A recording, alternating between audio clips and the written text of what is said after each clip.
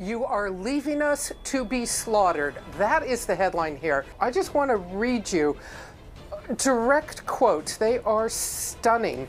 So first, General Muslim says to the State Department official, "You have given up on us. You are leaving us to be slaughtered. You have nothing for us. You are not willing to protect the people, but you do not want another force to come and protect us. You have sold us. This is immoral." General Muslim goes on. He is furious. He says, and I quote further, "I need to know if you are capable of protecting my people, of stopping these bombs falling on us or not. I need to know, because if you are not, I need to make a deal with Russia and the regime now and invite their planes to protect this region." Bombs are falling on General Muslim's people, and he wants them protected. And this is being watched around the world, and it is being watched that the U.S. military, under political direction, had to turn its back. Next tonight, here a middle school teacher's racist rant after a fender bender in the school parking lot. Go back to your welfare. Tonight, a Pennsylvania middle school teacher has been suspended after her racist rant aimed at an African-American parent. Probably on welfare, too. Not even a little bit. 6 figures a year, man. It's because I'm young and I'm black, and the reason why you would say that. That's right, because you're black. A Friday full of legal setbacks for the Trump administration. Just in this past hour, a federal judge in New York has blocked a ruling that made it more difficult for immigrants to obtain legal status if they were seeking public assistance for things like food stamps. Meantime, another judge in Texas just ruled that the president's use of emergency funds to build his border wall is unlawful. And then finally, in D.C., an appeals court ruled that the president's accounting firm must now comply with House Democrats' demands for 8 years of his tax documents. Some breaking news. A cabinet official who recently told the Washington Post he didn't have control over the, quote, tone, the message, the public face, and approach, unquote, of his department has announced his departure. The Department of Homeland Security Chief Kevin McAleenan is out. It occurs the same day a judge said that the administration could not use military funding to build the border wall. Let's say you're on the campaign trail and you're approached. You have been, yes. And a supporter approaches you and says, "Senator, I'm old-fashioned, and my faith teaches me that marriage is between one man and one woman." What is your response? Well, I'm going to assume it's a guy who said that. And I'm going to say, then just marry one woman. I'm cool with that.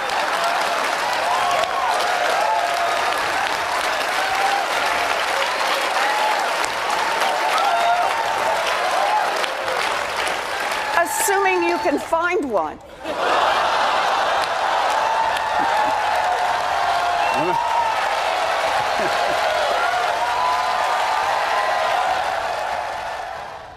You grew up conservative in a conservative household. You were Republican by party for many years. Yep. Was there ever a time that you felt differently about this issue in particular, about same-sex marriage?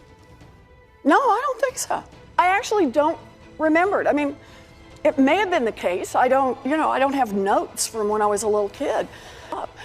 And the hatefulness, frankly, always really shocked me, especially for people of faith, because I think the whole foundation is the worth of every single human being.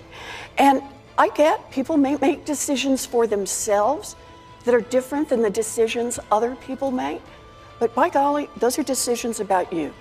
They are not decisions that tell other people what they can and cannot do. Well, she's gonna go through some things. That was chilling. But if it happens to any of us, really the most you could hope for from yourself is that you would have the stones and the dignity to be 1/10 as brave and sort of righteous as Marie Yovanovitch was in this circumstance today. We are seeing this dynamic in which people knew what was going on and people who would not go along with it, people who were in the way, people who saw the illegality of the scheme and either called it that or wouldn't participate in it, those people had to be removed. Those people had to be pushed out. And Marie Yovanovitch, who put on this unbelievably impressive display of integrity today and bravery today in Washington, she is Exhibit A for that. Now, Shep was one of the first hires at Fox News more than 2 decades ago. He's been a consistent defender of the facts. Even in our currently polarized nation, it's my hope that the facts will win the day, that the truth will always matter, that journalism and journalists will thrive.